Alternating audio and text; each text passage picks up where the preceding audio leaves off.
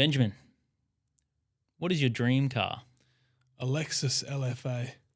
Nice one. Thanks. Sick car. Yeah. If you could have that car and own it for a month and return it in any condition possible and get your money back for it, how would you treat that car? I'd smash it. It'd be coming back in rougher shape. I wouldn't crash the car, but I'd send it. I'd have some fun. What if that car was the only car that you would ever own and it would have to last you a lifetime? Would you treat it in the same way? Well, I'd feel very privileged to have that one car for the rest of my life. And yes, I'd absolutely treat it differently. Yeah. Yeah. Take a lot more care of it. Absolutely. Yeah. A wise man, Warren Buffett, once said, imagine you could only own one car for life. How would you treat it? There you go. What's he talking about? Well, he's talking about his health and his mind. Yeah. You only get one body, one mind. So you have to treat it well. Mm-hmm. You have to train your body and train your mind to keep it fresh. Like, you think about it this way, if you only have one car for life, you're going to service it regularly. You're going to put the best fuel in there. You're going to clean it. You're not going to thrash it. It's going to take you from A to B. You're going to garage it. You're going to look after it. Do some upgrades here and there. Upgrades, yep. And guess what? We only have one body and we only have one mind. Yeah. Yet there's a lot of us out here putting poor fuel, aka nutrition, and not servicing our bodies, aka training. Yeah. Not filling up our water tanks either. Absolutely. No. Yeah, this is funny because it's actually like before even knowing about this quote and the analogy that Warren Buffett was talking about, I actually used to say that quite a bit to my massage clients before it started getting too repetitive in my head. I used to say, well, we service our cars all the time and like we're happy to, spend a shit ton of money on that whenever that comes up. But when it comes to looking after ourselves, we're not going to spend the money. A lot of people don't have private health. And, sometimes it doesn't pay for itself, but you never know what's going to happen. And yeah, just want to give yourself the best opportunity to live the healthiest life possible and the longest life if that's what you're after. But give yourself the best opportunity to make best of what you've got for the time that you're on the planet. So I guess like with the whole car analogy, things happen. Sometimes your car breaks down. Sometimes you crash the car. It might not be your fault, but you can get the car repaired. And it's the same thing with your health and fitness, right? You don't have to be, training, having like a set training routine and perfect nutrition from the day that you're born. No. You can implement this in later parts of your life. I don't think you're ever too far gone to be starting to service your body and your nutrition. But I think that having a set structure is super duper important. Weekly training sessions, regimented nutrition, making sure that you're getting all your micronutrients in for longevity. Yeah, absolutely. And I think if you think about it as well, like the less care, I've had cars where I don't take care of them at all and they end up costing me more money than if I was to take regular care of them. Like I've got a Subaru currently just for conversation's sake, and I had an older Subaru, had a bit more miles on it, probably was thrashed by the previous owner. I didn't really take care of it, and it ended up costing me the same amount I freaking spent to buy the thing. You know what I mean? And this car I've serviced a lot more regularly. It's come up with no issues at all. Zero issues. And it's the same thing. Like when I was younger, I used to treat my body like shit, and I was, definitely at the doctor's more for regular checkups and other things that went on and in hospital at one stage. And now that I'm putting better care into my body, I'm spending, more, like probably the same amount, if not less on food. That's for sure. Less takeout, less dinners, probably a little bit less alcohol than back in the day as well, which is saving me a bit of money.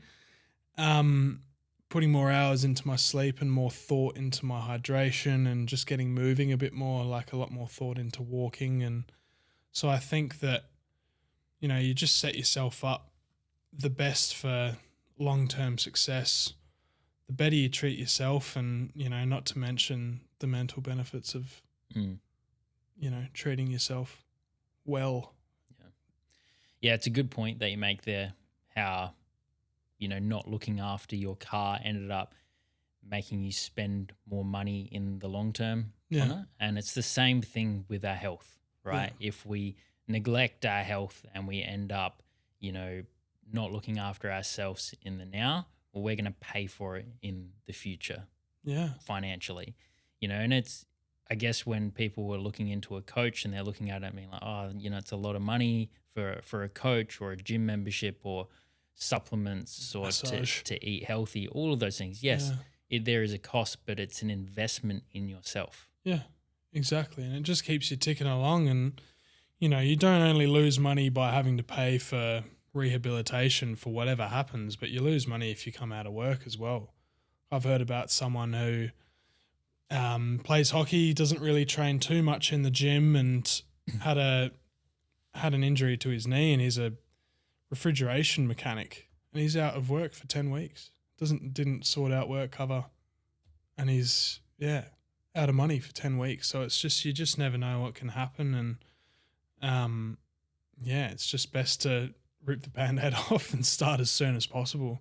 Give yourself the best chance to not have to be in those situations. Yep.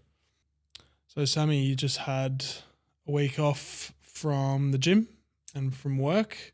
I did. Physical in-person work. Tell me a bit more about why you did that.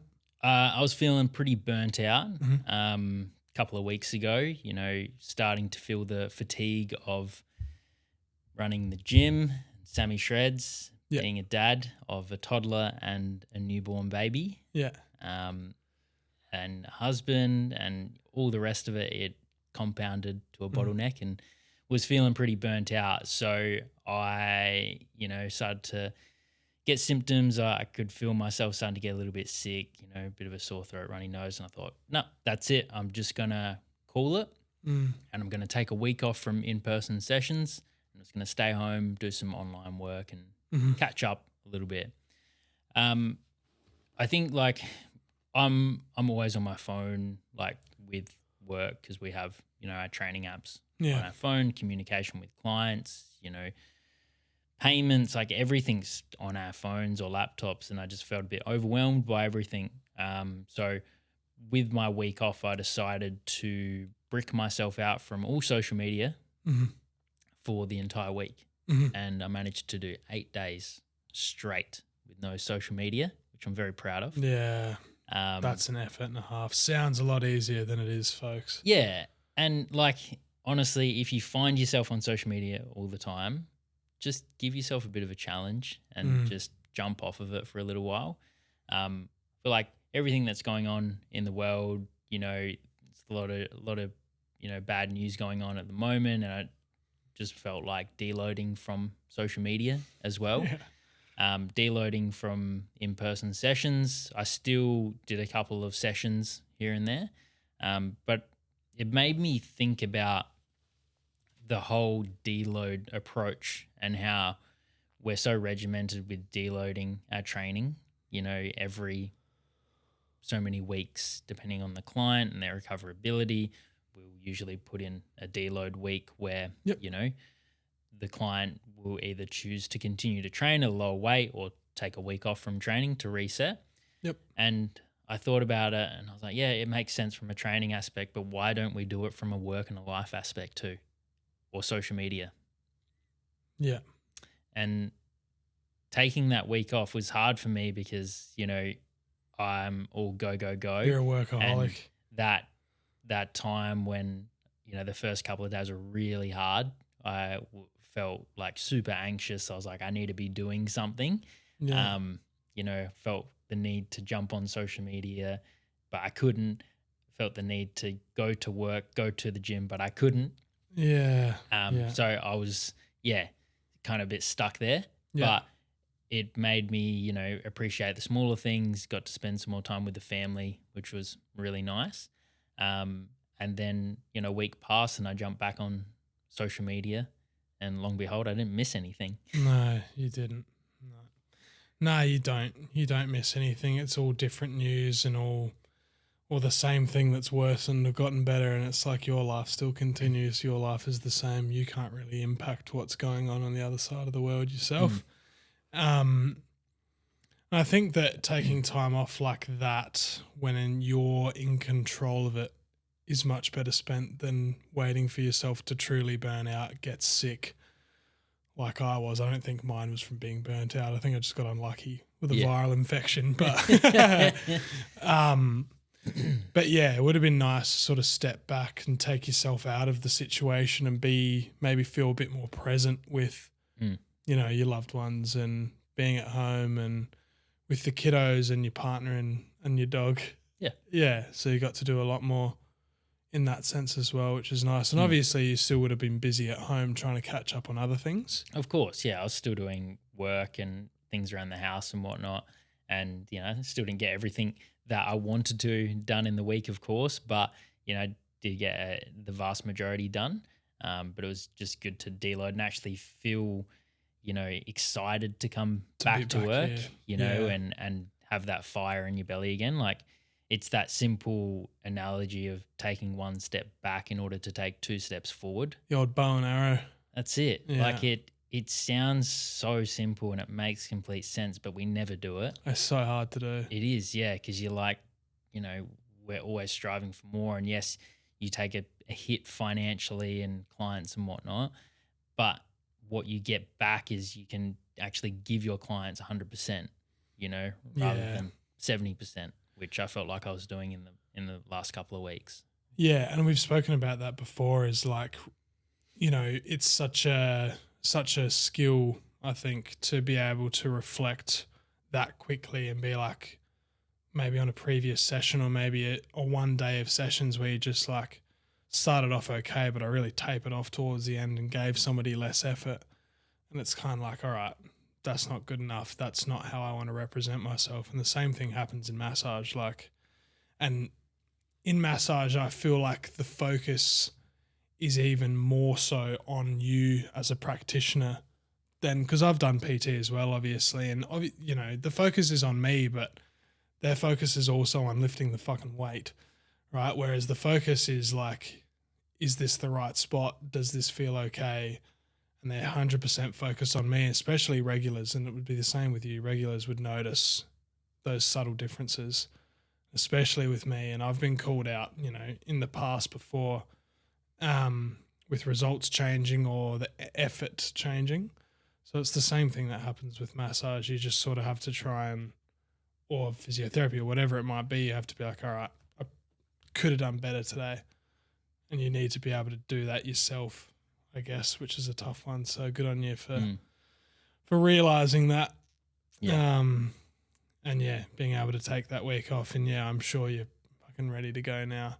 Of course. Yeah. Well, it's like you don't want to be in a position where you have to take a week off because you've gotten sick, right? Being proactive and, because I've started to feel a little bit of those symptoms, I took the week off and long and behold, I'm not sick. So, you got to be a bit proactive with that. And I would challenge anyone listening to this podcast, if they're feeling that same way, then take a step back with your training, take a step back with your goals for the short term with work as well, because you will catapult yourself so much further in the long term. Yeah. Yeah. Don't take it for granted. Don't take feeling good for granted before it, and it just ties back to what we just spoke about. Don't run yourself into the ground without taking care of yourself. It's literally what we just spoke about. And that's it. It's just put you back in that mindset. That's exactly how I felt when I had no control over how I felt. So I couldn't imagine how much better you feel when you have control over taking your time off and getting back into it. And for some people, that's going on a holiday as well. We're getting a bit colder. I'm not a cold weather operator whatsoever. So I'll, at some stage, pretty keen to get away. Last year I did it for my birthday. I went over to Bali in the middle of fucking July. So coming back was difficult. I was like looking at the weather in Darwin and stuff. So yeah, that's really good. And what do you think, I feel like with social media, when you get in that cycle of, and I'm a huge victim of it, sometimes when you get in that cycle of living in like another world, you're living in like a digital world, you're not here. You're in a completely different planet. Like what really, I guess, spun your mind on that? And when you were able to, obviously you needed the assistance, which I would as well with the bricking. Yep. So yeah, what was your sort of turning point there? I think social media is such a highlights reel. You're seeing everyone at their highest point. Like very little people are showing their lowest point. I think more people are starting to show that with authenticity and personal brands now, which is great because it's so much more real. But the reality is, I'd say 95% of creators are just showing the highlights of their day. Yeah.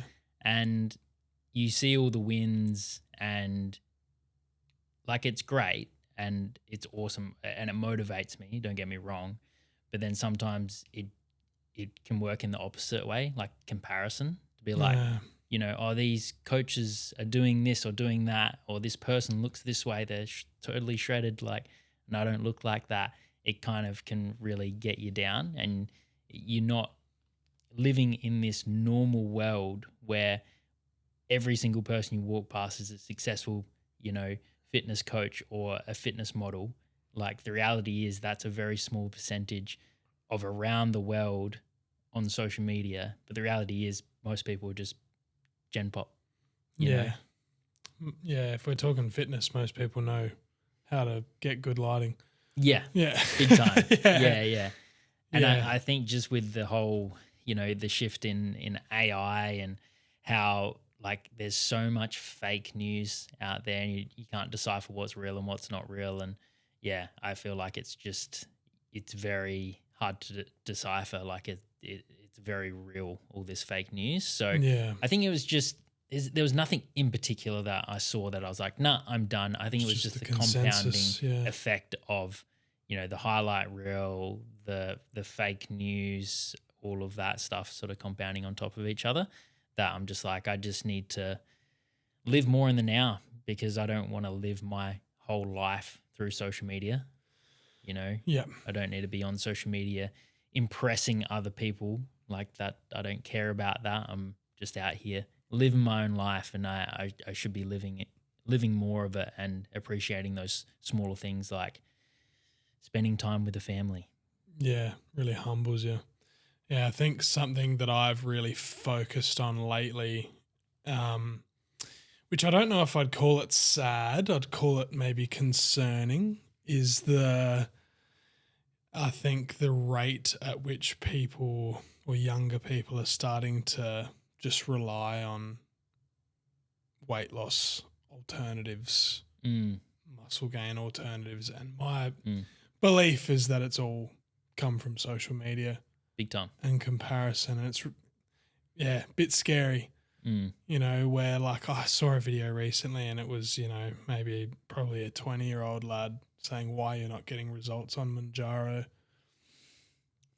That's the exact face I made. And I was like, oh shit, we're doomed. So it's just like, doing hormone replacement or even, I guess more anabolic type of steroids at a younger age where all of those hormones are probably at their peak. Yeah. And, if you want to go down that road, like so be it. I think that though you need to give your body a chance to maybe develop naturally first a little bit rather than just starting out your journey with the enhancements because you just don't know the effects that it's going to have. You don't know who you're getting it from. Who are you getting your advice from? Some rando on social media. It's very dangerous, like to make it a bit darker. Big time. But yeah.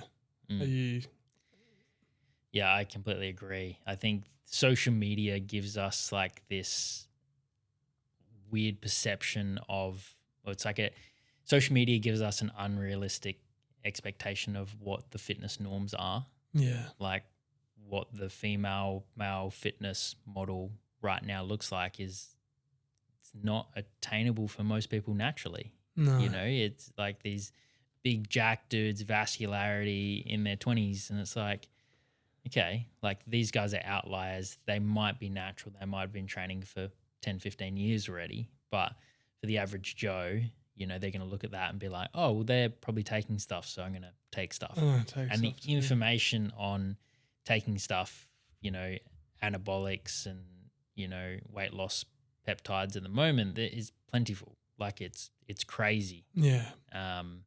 Doesn't mean you should do it, especially with, like you said, a lot of the early 20-year-olds getting on, anabolics. Your testosterone levels are so high Skyrocketing. in your, 18 to probably 25. It's like you're on anabolics anyway. Yeah, big time. But you've still got so much more developing to do. And, taking stuff like anabolics when you're 18 to 21, you're not worrying about your fertility. No. That can really... Or a bunch of other things. Yeah, or your health in general. But like if you take testosterone or any other anabolic at 18, say, and you screw up your fertility and you get to 30 and you want to have kids, that could screw you up. Yeah. You might not be able to have kids. Or it might be really hard, have to spend money on different alternatives, and you might not get your dream girl. Yes. Who knows? Yeah. The girl that you're looking at on social media and you're taking the drugs for. Yeah. And I think another part of that is they look good, and you were saying highlights, and they're tensing in the mirror and they're showing everyone in the world their muscles, and they're getting their happiness from the like gratification of other people. But do they feel good themselves? I'm not so sure. Like I feel like when people, we've spoken about it before, when people are at their leanest and they're like doing all that different stuff, do we actually feel good intrinsically, or is it more of like a what would you call it? Exterior. Yeah, an exterior happiness from other people being like, oh yeah, you know what I mean? Yeah, it's funny you mentioned that because I'm reading James Smith's book, How to Be Confident, and he talks about how fitness influencers base their business around their physical appearance, and how the sustainability of that business model is not great long term. Same as because they're going to have to maintain that physique all year round, and they're not getting any younger. So at some point that business model isn't going to sustain long term. Yeah. And that's where James speaks about, the authenticity model and going down that route of being yourself, because there's so many people in the world, you're going to get a little niche of people that resonate with you. Yeah, exactly. And you be yourself because it's the most sustainable thing, and it's different. It's different than being the guy that, bases everything off their physique, and that's what everyone does now. It's like, if you want to look like me, sign up to my program, and here's how to take steroids. It's just like, so, I mean, it's a great point, and I think the shift in that, I feel like it always swings. Like it's swung this way so far that it's going to just, it's at the end of its reign, so it will swing back, and I feel like it already is starting to swing back, especially as people mature. Do you remember the days on social media when people would finish their workouts and they would take a snap of their fitness watch and then upload it to their stories? Yeah. Be like, calories burnt. This is how many calories I've burnt during my workout. And it's like 1,000 calories in like an hour workout. And it's like, you didn't burn 1,000 calories. Yeah. Like you're wearing a wrist heart rate monitor. It's not accurate. I think there's studies that have come out to be like, they're like 60 to 70% accurate or something like that. Not accurate whatsoever. I guess like this is my analogy of it anyway, is I feel like people that work out just to burn calories are just exercising. Mhm. But on the other end, people that have structure with their training, they apply progressive overload. They're Mhm. following a specific meal plan. Mhm. They're training. Mhm. So it's exercising versus training. Yeah. They have this, maybe a specific short or long term goal. Mhm. The trainers would, the people who are training. Yeah. Yep, Yeah. definitely. Yeah, I feel like the trainers, the people that are training, they have these very specific goals Mm. and they have a why behind it. Yeah. You know, people who are exercising, they'll be happy. They're like, oh, I just want to lose 5 kilos. It's like, okay, why? Like, oh, I just want to lose 5 kilos. Yeah. The people that train, I want to lose 5 kilos so that I can fit into my bikini or board shorts so I can go down to Henley Beach and feel confident and jump in the water and not feel self-conscious about myself. Yep. Yep. And then people who train get to that stage and say, well, why not keep going? Why not feel even better? 100%. Maybe you'll get to the stage where you're wearing bright pink budgie smugglers and you just won't care. Who wouldn't like being there? Maybe. Yeah. But I feel like with people that train, they're in this mindset of progressive overload. So, they're in this mindset of doing better and being better. Mm. And that doesn't just apply for in the gym. Progressive overload applies for any aspect in your life, Yeah. right? If you've got a specific physique that you want to achieve, you want to drop body fat, you want to build muscle, you want a six pack, you want to look great so that you can feel confident, go down the beach, do all that stuff. That's fantastic. You have to have very specific goals and you have to progressively overload your training in order to get there. It's the same thing in your career, right? If you've got a job and you want a better job with more pay, well, guess what? You're going to have to progressively overload your work in order to work your way up the ranks to get that promotion. Yeah, exactly. And I think that you'll agree that training is much more difficult than exercising. Much more difficult because it's because there's the why. It's because there's continuously changing goals throughout your years of this training. The goal or the aim of exercising is just going to be the same. I'm exercising because I feel like I need to, or I'm exercising because I want to burn some calories so I can have a donut later. Yeah. So things like that. So for me, training would definitely be harder. Yeah, for sure. I would argue that training is more motivating and easier to stick to long term though. Okay. Okay. I find that if you go in and you exercise and you have the goal of just going in and burning 500 calories in this workout, okay, great. But why are you doing it? It's very easy for you to not do it because you don't have a why. But if you're like, I have to get this workout done regardless of how many calories I burn because my Europe trip is coming up in 6 weeks and I need to fit into my board shorts by then. Yeah. Well, that's going to keep you on track. That is training and that is having specific goals. I think a big thing with exercising as well is that I don't feel like you see results the same because I don't feel like you track your exercises as much. You're just, heading into a class where the workouts are different every week or every single time you go back. If you go back 3 times a week, it's all different stuff and it's really interesting and intriguing, but you don't know if you're getting results really or the results you want.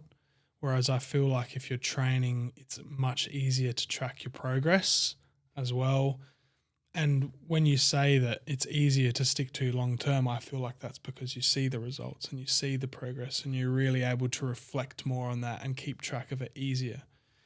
And that's for me anyway. And I think now I've been in the gym seriously long enough for me to just I don't see myself being out of the gym for a long time, and searching for different results. And I've actually just started a running program and it'd be the same thing with running. For example, a lot of people are running now and you have to have a why to run far out. you know, my why is that I want to compete, well, race in a 10K time trial and sort of work my way up from there. And I want to be a part of this great community that seems super supportive of each other. And I want to progress into a half marathon and maybe a full marathon one day. And that's my why and that's my progression. And I track my runs and I track my heart rate, and it's the same as the gym, you know, and I get to eat more food because I'm running. That's not my why. But it is a little bit of you. Yeah, maybe. Maybe. But, you know, I've only just started and fucking hell, it's hard. Like, it's really difficult. But I'm having so much fun, like learning a new thing and seeing my progress and being able to relay back to my previous runs. And, you know, it's also really good for my cardiovascular health and my heart health. I've got a family history of heart issues, and I think, yeah, I'm already quite active, but I'm at the right age and the right mindset to do this healthily. So why not? It's great, man. It's awesome. It's funny you mentioned about the starting something new and challenging and getting the dopamine hit off the small wins. Last week I had my first drumming lesson. What? Yeah. That's awesome. Yeah, right. It's been on the bucket list for a long time now. And we're not getting a drum set at the fucking gym. We are getting a drum set at the gym. I'm going to put my nutsack on it now. So, yeah, just going off of what you were saying about the small wins that you're getting, the newbie gains. Like, you think back of when you first started training, and every time you went into the gym, you got a PB. Yeah. You went up on every single lift until, you know, you probably hit that year mark where things started to slow down. You found your true. And you started to make these crazy gains super quick because, you know, your body's just responding so quickly. Yeah. And it's the same thing with your running, and it's the same thing with my drumming as well. You get the newbie gains, and it's fresh and it's exciting. Yeah. Which we really need to lean into that and try new things. Yeah. You know, and that can be trying new exercises, or it could be trying new training methodology, or trying a different coach, or whatever it might be. You're going to get that dopamine hit, and you're going to get those newbie gains from that. Yeah. And, you know, I think we've talked a lot about the fact that we only get one chance to live. Yeah, when we try new things, it's get comfortable being uncomfortable and find ways to enjoy that. And there's lots of things that I want to try as I go forth. I've really wanted to try martial arts for a really long time. I've always wanted to try and go to uni, you know, and things like that. So those are things I'm really looking forward to fitting into my schedule at some stage. Yeah. When other things start to calm down a bit, when I get better at running and when you get better at drumming. Might have to bring my guitar in. I haven't played guitar in years. Well, jam sesh. For those watching on YouTube and Spotify, I mean, we have a soundproof room that we're in right now, and we only do the podcast once a week. So, which one of us is going to start singing lessons? We might have to ask one of the other trainers. Yeah, I think so. Yeah. Oh, it's hilarious. But yeah, it leans back into what we said last episode with, you know, leaning into imposter syndrome. Yeah. You know, be an imposter, because that is good. It means that you're trying new things. Yeah. Well, thanks for joining us for what was episode 27, guys. We hope you enjoyed the episode. Don't forget to subscribe to our YouTube channel and follow us on Spotify. And we hope to see you on the next episode. Peace. The channel.